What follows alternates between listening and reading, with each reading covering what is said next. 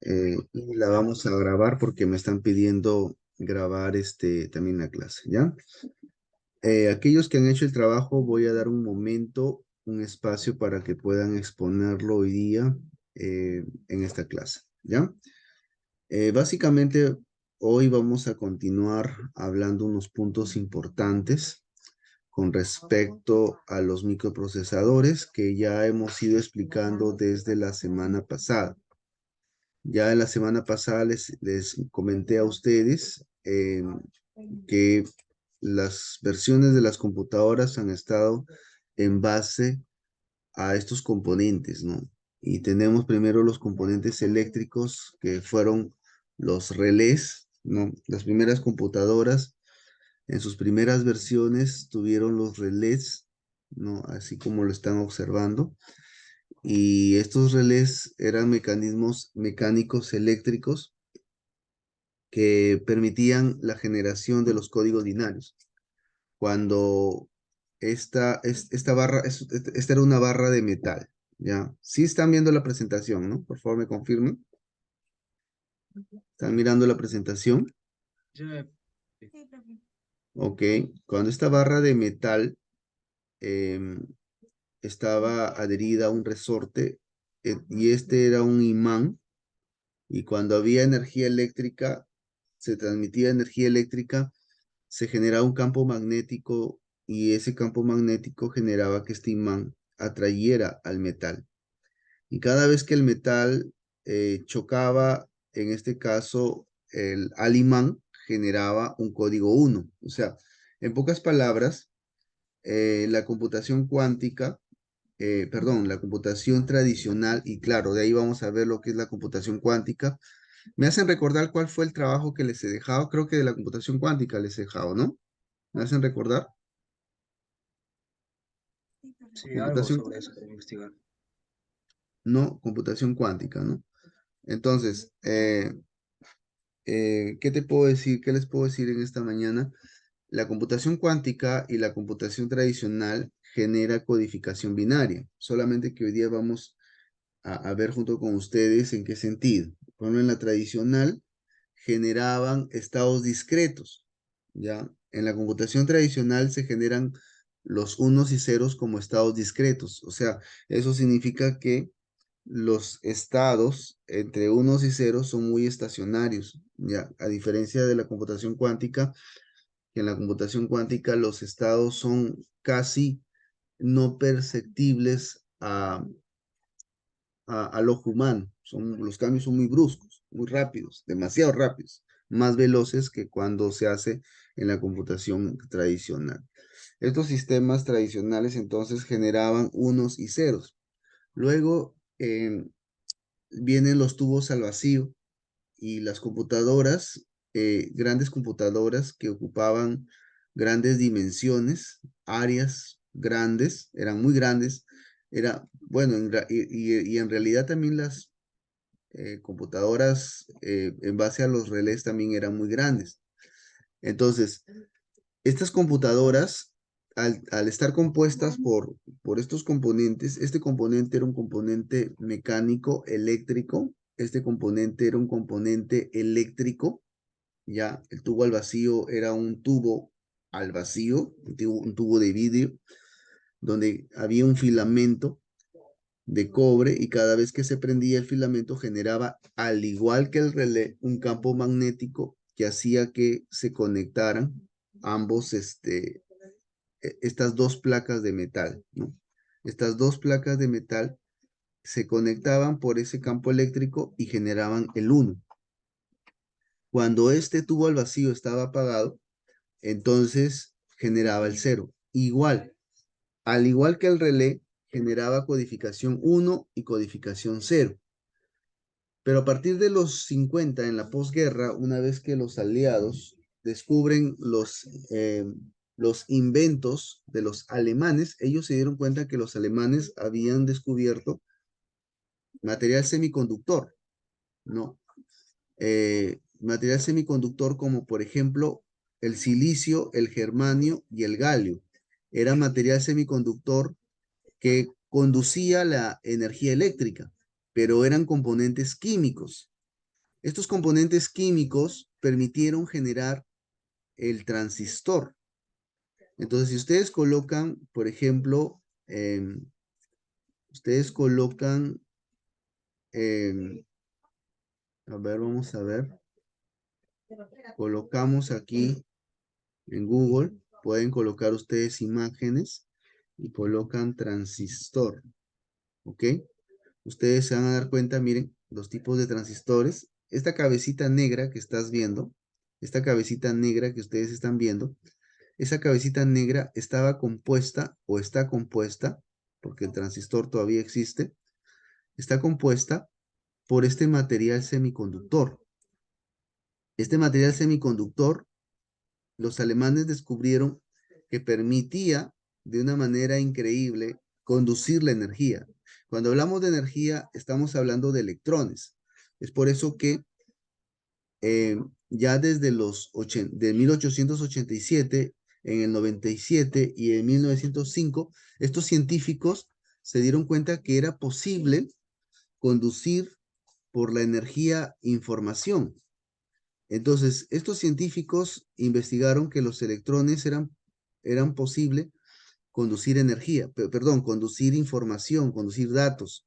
Y los electrones conducían datos en base al efecto fotoeléctrico. El efecto fotoeléctrico es la transmisión de electrones y a través de la transmisión de electrones se transmiten datos, estados de información como unos y ceros.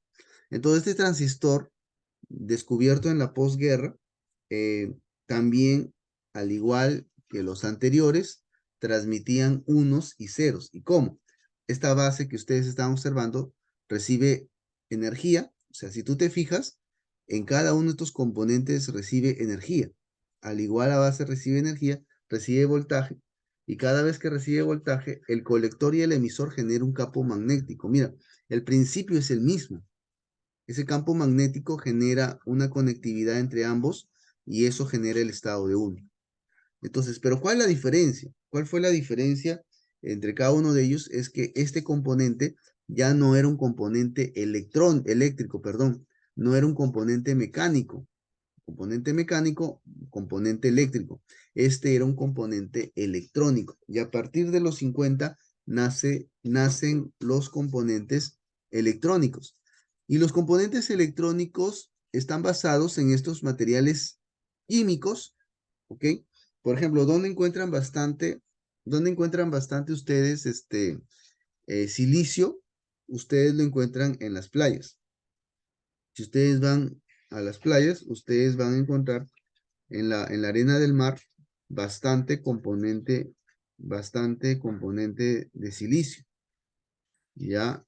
Y ese componente de silicio permite, por ejemplo, la transferencia de energía. Y es por eso que cuando ustedes están estresados, la mejor forma de ir a desestresarse es en la playa. ¿Por qué? Porque al momento que ustedes tienen contacto con la arena del mar, eso permite que la descarga de energía de su cuerpo se dé a través de la arena del mar, gracias al silicio que hay en la arena del mar. ¿Ok? Entonces, ¿cuál es el efecto que se da en los transistores? Los transistores, ese material negro que les mostré, está compuesto por estos materiales químicos. Y por ejemplo, aquí vemos una molécula de silicio. Ustedes pueden ver una molécula de silicio. ¿Ok? Acá tenemos una molécula de galio, ¿ya? Eh, y acá, por ejemplo, en esa molécula de silicio que está compuesta por átomos de silicio, vemos nosotros un átomo de silicio está compuesto por 4 electrones y el núcleo, ¿ok?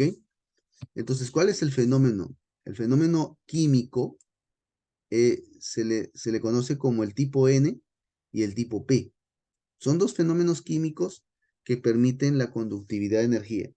Ahora, para que esta molécula pueda transmitir energía, se necesita de dopadores, ¿ya? Se necesita de dopadores como el boro, el antimonio y el fósforo. ¿Qué es un dopador?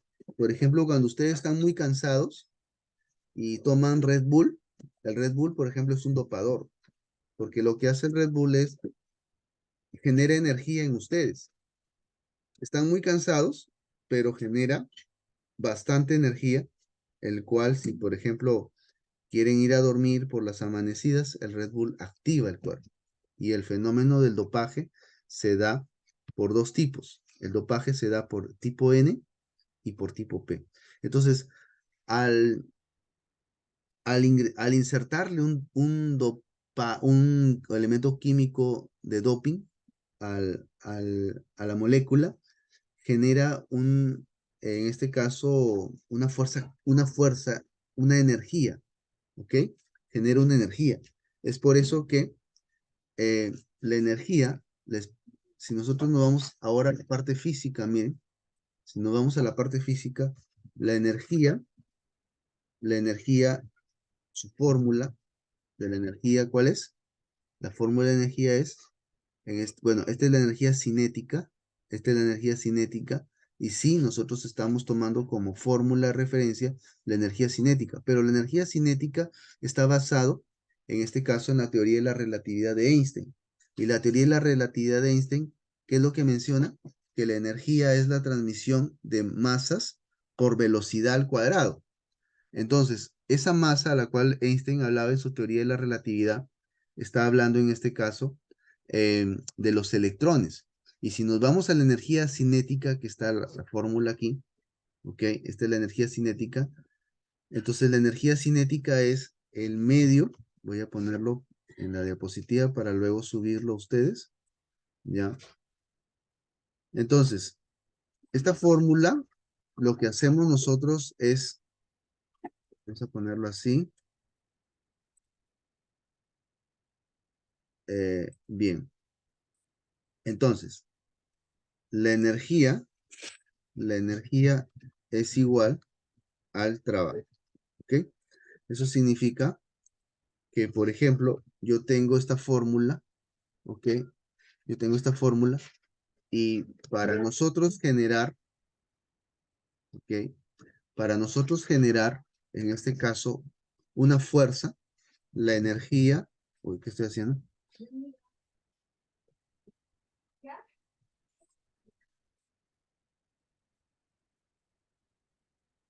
Para nosotros generar la energía, que es el trabajo, ¿ok?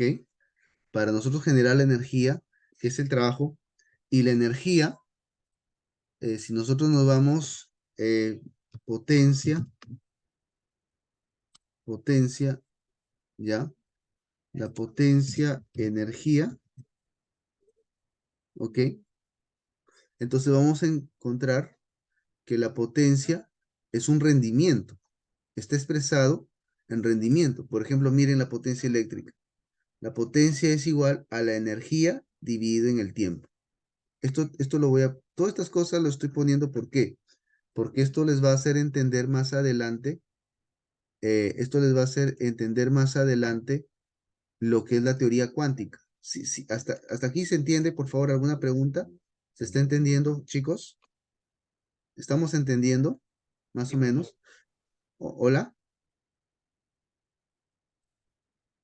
Sí, Se profesor. está? Ya. Entonces, escuchen. O sea, la energía es una potencia, ¿ya? La energía,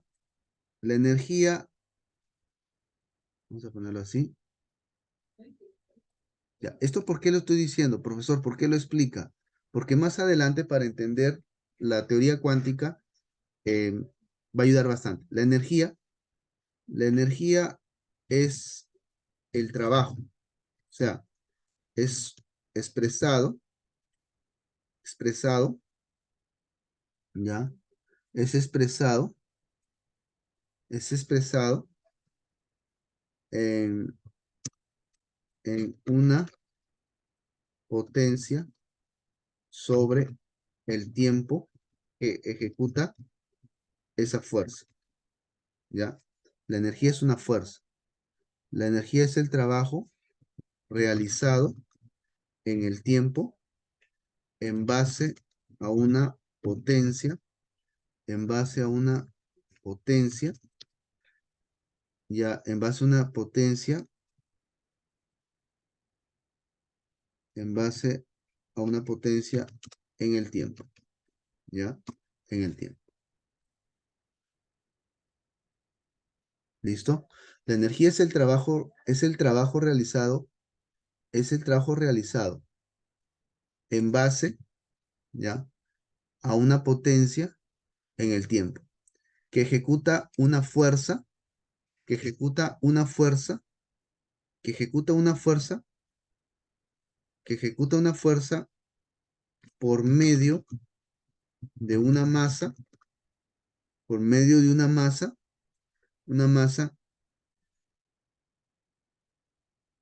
y medida por la velocidad con que se traslada esa masa, ¿ya? La energía es el trabajo realizado, ¿ya? Vamos a ponerlo aquí. La energía es el trabajo realizado con una potencia en el tiempo que ejecuta esa fuerza por medio, que ejecuta esa fuerza sobre una masa sería, sobre una masa, sobre una masa y medida por la velocidad con que se traslada dicha masa. ¿Ya? Esta masa sería los electrones. ¿Ok?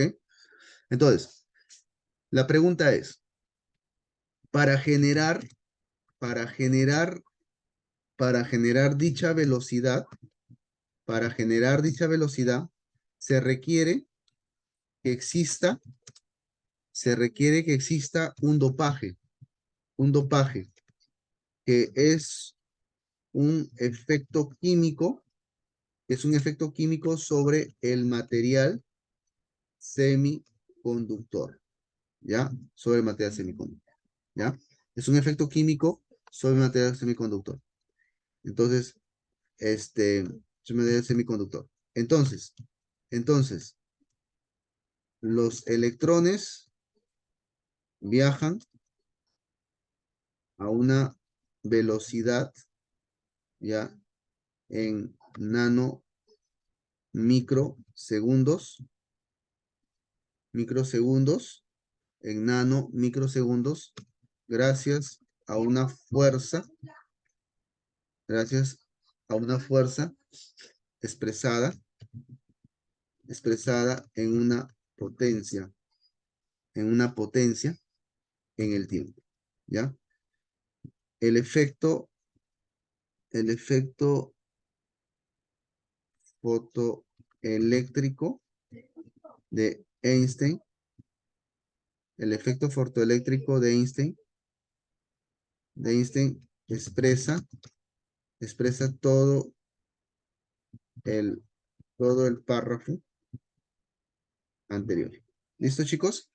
Entonces, esto es importante. Entonces, ¿qué es lo que traslada? ¿Qué es lo que se está trasladando?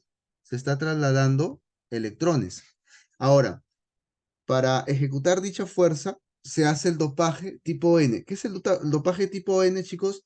Es agregar a la molécula, ya se le llama la impureza donadora, así se le llama el efecto químico, se le ingresa una impureza de antimonio. El antimonio, recuerden que es un dopaje.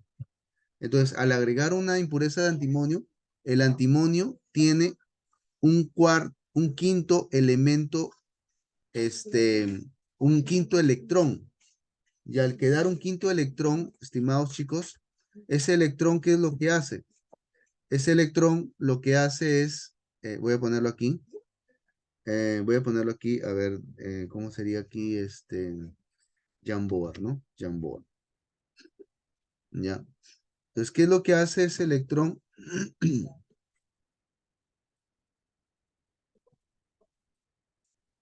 Ya. ¿Qué es lo que hace ese electrón? Entonces, existe, existe el átomo de silicio, ¿ya? El átomo de silicio tiene 4 electrones. Entonces, ¿qué es lo que hace? Viene el antimonio, acá vemos el antimonio, viene el antimonio, y el antimonio tiene un quinto electrón. Y este antimonio, ¿qué es lo que hace? Desplaza este átomo de aquí. Y al desplazarlo, queda el antimonio eh, dentro de la molécula de silicio. Y al quedar dentro de la molécula de silicio el antimonio, le va a quedar un electrón libre. Y lo que hace ese electrón libre en otro átomo de silicio que tiene 4 electrones, ese electrón libre viene a otro átomo y lo desplaza. ¿Y qué pasa con este átomo que ha sido desplazado, chicos? ¿Qué creen que va a hacer? ¿Qué creen que va a hacer? ¿Qué creen que va a hacer? ¿Se Hola. irá el otro? Exacto, Se va a irá el otro. desplazar al otro. ¿Y el otro qué va a hacer? ¿Qué Desplaza va al a hacer? siguiente. Exacto, va a desplazar al otro. Y el otro va a ir a otro átomo de silicio. ¿Y qué va a hacer con ese átomo de silicio? Lo va a desplazar y así. Y todo eso se le llama el efecto. ¿Cómo se le llama eso? ¿Cómo se le llama eso? Fotoeléctrico. El efecto fotoeléctrico. Y con eso generamos lo que se llama la energía cinética. ¿Ok? La energía cinética. Y la energía cinética, ya les expliqué, es la velocidad con que se traslada la masa en el tiempo. Porque recuerden que la potencia es medida sobre el tiempo. ¿Ok? Entonces, y con eso se genera el famoso diodo. El transistor es un diodo. Entonces, perdón, me olvidé explicarles. El tipo N es colocando antimonio y sobrando un electrón. El tipo P es agregando boro, agregando boro. El efecto es el mismo. ¿El efecto qué es? Tengo una molécula de silicio, tengo un átomo de silicio que tiene 4 electrones y viene el boro. ¿Y qué hace el boro? Viene el boro. ¿Y qué hace el boro? Desplaza el átomo de silicio, se va, lo bota y queda el boro. Pero el boro, ustedes se pueden fijar, solo tiene 3 electrones. Solo tiene 3 electrones. Y hay un espacio en vacío. Nadie lo ocupa. Y como hay un espacio en vacío, el otro átomo de silicio, escuchen, al haber un espacio en vacío, uno de los electrones, o puede ser también un electrón del boro, van a tender a ocupar dicho espacio, porque recuerden ustedes que cuando se prende energía eléctrica, esto genera, esto genera un campo magnético, y al generar un campo magnético, el campo magnético atrae a electrones, y el electrón va a viajar aquí al espacio vacío. ¿Y qué va a pasar con este espacio vacío? Este electrón va a ocupar. ¿Y qué va a pasar con este espacio vacío? Este electrón ocupa. ¿Y qué pasa con y al hacer ese efecto, entonces se convierte en una energía cinética, ¿ok? En una energía cinética. Y por lo tanto, ¿qué es un transistor? Un transistor tiene un material N y tiene un material P, el transistor. ¿Y qué es lo que hacen el material P? Recuerden que el material P, ¿qué era? El material P es el boro con un átomo, con un electrón en vacío, y el material N es un antimonio con un electrón en sobrante. El electrón, o sea, y al final, ¿qué generan? Generan estos campos magnéticos que se le llama la región de agotamiento. ¿Y qué es lo que sucede? Un electrón de valencia viaja al tipo P, que tiene el espacio en vacío, ya tiene el espacio en vacío, ahí lo ven, y al viajar al tipo P, o sea, todos los electrones y aquí se genera un campo negativo y un campo positivo. El campo negativo se da, ¿por qué? Porque aquí existen espacios en vacío y acá existen espacios rellenados, sobrantes. Entonces, al, al, al tener, al tener en este caso, el espacio en vacío, un electrón va a tender a ocupar ese espacio. Entonces, ¿qué es lo que sucede? Ese electrón viaja por acá para ocupar el espacio en vacío, viaja por acá y viaja hasta el punto N, del N al P, y comienza a generar un ciclo, en este caso de energía, con electrones y protones. ¿Ok? Recuerden que el electrón y el protón generan un campo magnético. ¿Sí? ¿Alguna pregunta, por favor? ¿Alguna duda? Pregunta, dudas. Pregunta, dudas.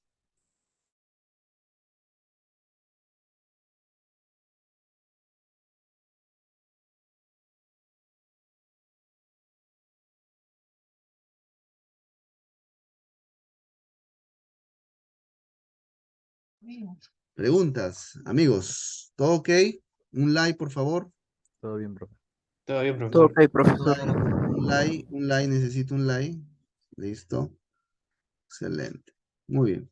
Ahora, acá tenemos el primer transistor de la historia, miren. Miren este transistor, ¿no? Fue inventado por John Bardeen, Walter Husser y William Bradford, ¿no? Tenemos los primeros transistores y acá, de esta, mira, de esta versión, ahora actualmente existen estos transistores, ¿no? Estos transistores, ¿no? Miren, el transistor tiene más o menos 0.15 pulgadas. O sea, el transistor, estos transistores tienen estas dimensiones, pero el transistor en el microprocesador son micras, por eso se llama micra, ¿ya?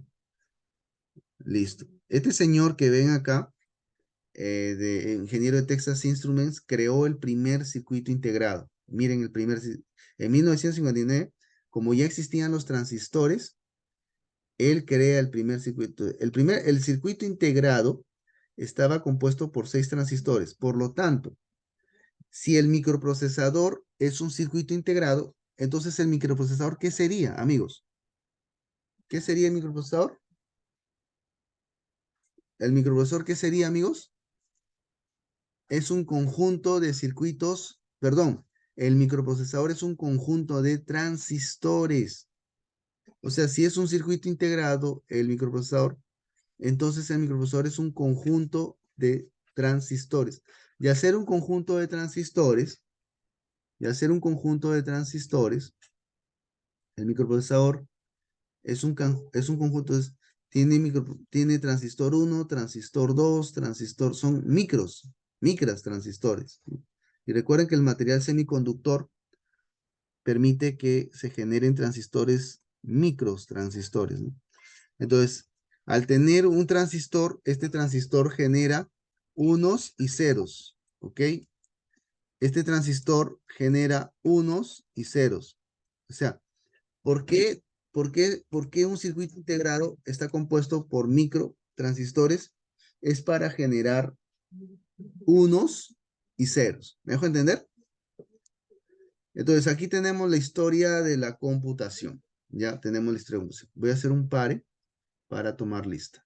Eso es básicamente lo que sucede. O sea, en pocas palabras, ¿por qué nos enseñan química, física, matemática?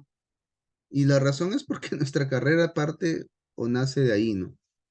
Todos estos ingenieros desarrollaron todos estos temas físicos, químicos, ¿no? Hasta 1945 existieron sistemas mecánicos eléctricos. Recuerden que los sistemas mecánicos eléctricos estaban basados en los relés, ¿ok?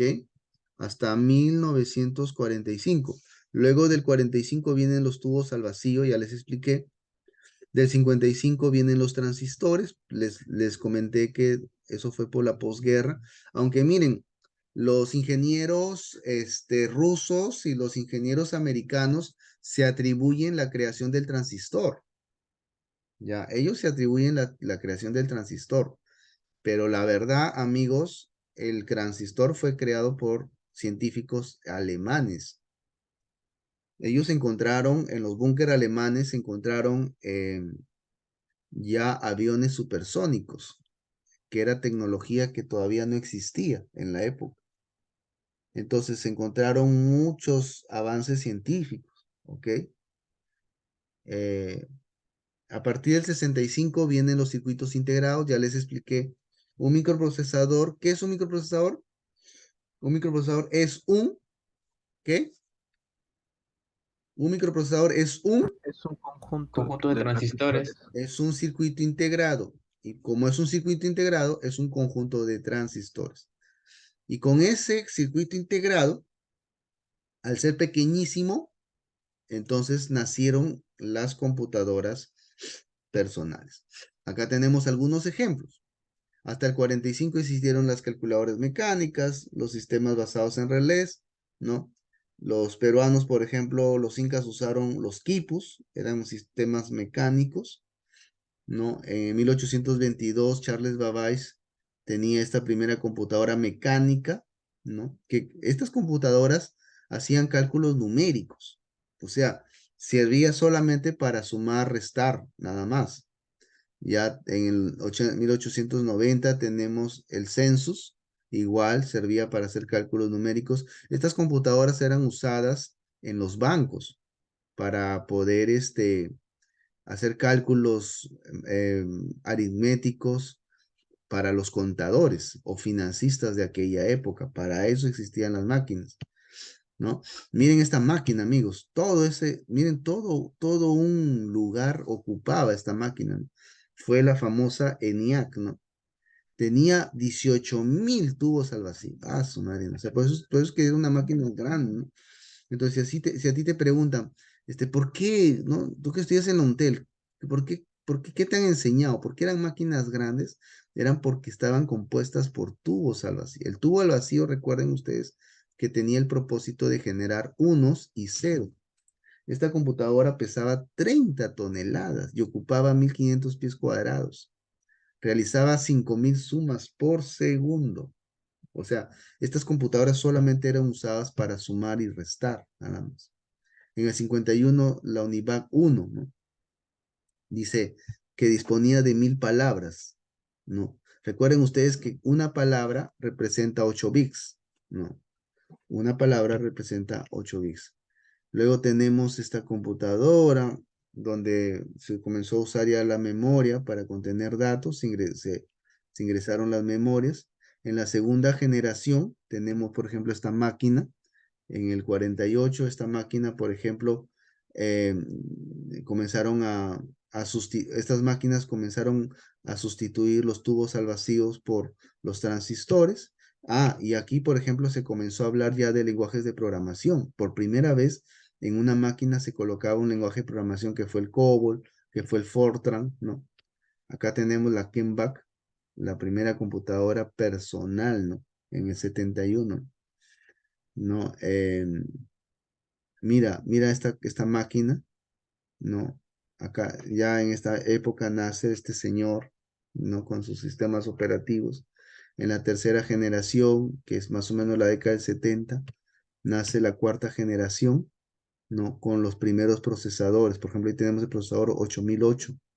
Ya más adelante les voy a explicar de qué se tratan esos procesadores, ¿no? Y luego viene ya la fabricación de Ataris, ¿no? Los primeros, sí, yo tuve la oportunidad de jugar en esos Ataris, ¿no? Me acuerdo. Un primo tenía este Atari y tuvo este Atari, ¿no? Se compró los dos Ataris. Acá tenemos en la historia de Apple la película Steve Jobs, ¿se acuerdan? Ese ingeniero que creó la primera tarjeta. Acá vemos la primera tarjeta madre de la Apple. Y luego tenemos la Macintosh. En la quinta generación sale ya la microelectrónica, los microtransistores y todo eso, ¿no? Entonces, amigos, nosotros podemos concluir en esta parte lo importante que ha sido, digámoslo así, las computadoras, ¿no? En toda la historia humana, ¿no? Y con eso, ¿qué podemos decir, no? ¿Qué podemos decir con todo eso? Les he subido también esta tarea, ¿ya? Y con eso, ¿qué podemos decir? Podemos decir, por ejemplo, cuál fue la evolución de la computadora o del microprocesador, ¿no? Tenemos el 4004. Este microprocesador nace Esto ya era un microprocesador, nace en el 71 con 108 kilohertz. Ya hemos explicado que los hertz son ciclos por reloj por segundo, ¿no? Eso ya lo vimos en la clase pasada. Hemos hecho simulación, en este caso con ciclos de reloj, con tiempo de CPU. Este microprocesador tenía 4 bits, imagínense, solo 4 bits se podía generar. Esos 4 bits eran generados. Ahora, ojo, el ancho de bus, estoy hablando del ancho de bus, no estoy hablando de la generación de bits por segundo. Una cosa, o sea, si ustedes se fijan, tenía 2300 transistores, o sea, se podía generar en paralelo 2300 bits, pero la velocidad era 108. Recuerden ustedes que la velocidad, ¿qué era la velocidad? A ver, ¿se acuerdan de la velocidad? La energía cinética era ¿qué? ¿Qué era la energía cinética? Les dije. Ah, ¿se acuerdan? Entonces, si yo lo expresara, a ver, vamos a colocarlo aquí. Ya. Vamos a colocarlo aquí, chicos. Voy a eliminar algunos. Esto sí lo voy a eliminar. Voy a colocar aquí, ¿ya, chicos? Esto lo voy a sacar. Ahí está, este acá. Sí, ahí queda. Sí, ya está. Esto lo saco para que quede bonito. Ya está. Entonces, miren, chicos. Por ejemplo, acá tenemos, uy, perdón, ahí quedaría, ¿no? Entonces, por lo tanto, ¿cómo quedaría? Entonces, la energía cinética, ¿cómo quedaría? Si lo expresamos en términos computacionales, quedaría que la energía es igual a un medio de la masa, que es el electrón, ¿no? Y la velocidad está expresado ¿por qué? ¿Se acuerdan ustedes? ¿Por qué está expresada la velocidad? ¿Por qué está expresada la velocidad por hertz? ¿Sí? Los hertz. Por Y los eso el hertz. cuadrado, profe. La velocidad al Al cuadrado. cuadrado, velocidad al cuadrado.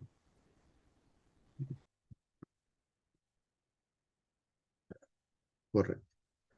La velocidad al cuadrado. Correcto. La velocidad al cuadrado. Voy a poner de nuevo esta fórmula para tomarla como referencia. Entonces se expresaría de esta forma, ¿no? Sería un medio ya de la masa, que la masa, recuerden ustedes que es el electrón.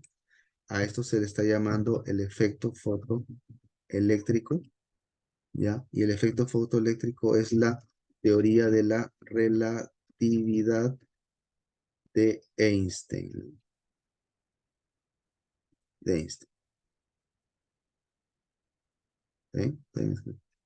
Por la velocidad expresado en hertz al cuadrado, ¿no? Listo. Ahora sí. Listo, chicos. Entonces, con esto, ustedes pueden observar que en estas generaciones se hablaba de la velocidad, ¿ok? Se hablaba de la velocidad. Entonces, la velocidad, en este caso, solo podía soportar 4 bits. Ahora, ¿cómo lo expresaría eso? ¿Cómo expresaría eso? Eso, ¿cómo lo expresaríamos? Así. ¿Cómo expresaría eso? Lo voy a poner para acá y esto lo voy a poner. Entonces, lo expresaría de esta forma, ¿no? Entonces, ejemplo de la 4004, ¿no? ¿Cómo sería el ejemplo de la 4004? Sería así, ¿no? Que la energía cinética es igual a un medio de la masa, o sea, el electrón, ¿ya?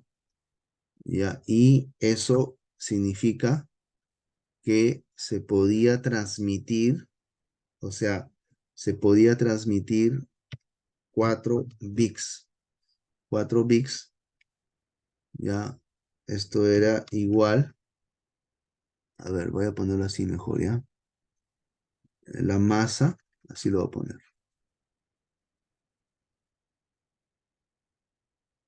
ya, la masa es 4 bits, ya, y la velocidad sería igual a 108 Hz, ¿no? No, kilohertz dice, ¿no? Kilohertz, ¿no? Entonces, expresado sería un medio, en este caso, de 4 bits, un medio de 4 bits multiplicado por 108 dividido, al cuadrado. No sé si esto lo puedo poner en superíndice. Espérate un ratito. Esto lo puedo poner como superíndice. No hay la opción aquí. No tengo la opción. Bueno, al cuadrado sería. Al cuadrado. ¿Ok, chicos? ¿Se entiende, chicos? ¿Se entendió? Entonces, esa sería la Sí, energía. profesor. No, si no, ya pegas. Listo. Ya te ya pegas. Bien, entonces, bien, entonces, chicos, esta es la evolución computacional que ustedes pueden observar. Luego viene el 8008. Y la 8008, por ejemplo, ya tiene 108 Hz, lo mismo, miren. Solamente que la diferencia es que el ancho de bus aumenta, ¿no? A 4 bits, ¿no? A 4 bits. Entonces, y el número de transistores de este procesador es de 3500, en este caso, transistores. ¿Ya? Bien. Y ahí vemos luego la 8080. Y la 8080 es 2 megahertz. Ya se comenzó a hablar de megahertz en este caso. Y era, solamente se podía transmitir en ese procesador 8 bits, ¿ya? O sea, 8 electrones, se podría decir, ¿no? 8 electrones, ¿no? Entonces, y tenía 6000 transistores, ¿no? Tenía 6000 transistores, ¿ok? Bien.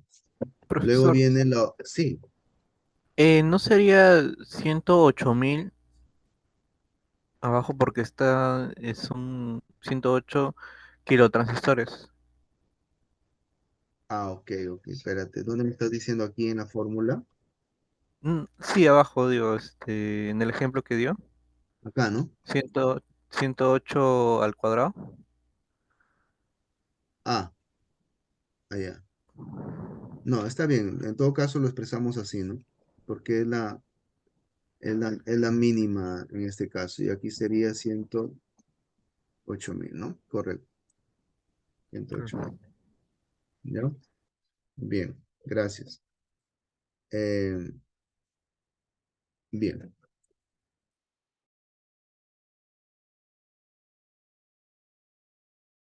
entonces, igual viene el 8086, ya, viene el 8086, y las arquitecturas actuales,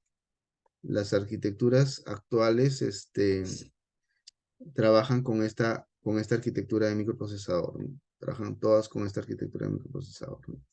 Bien, un favor, vamos a darnos unos 5 minutitos, ¿ya? 5 o 10 minutitos para ir a los servicios, ¿ya? Por favor. Gracias.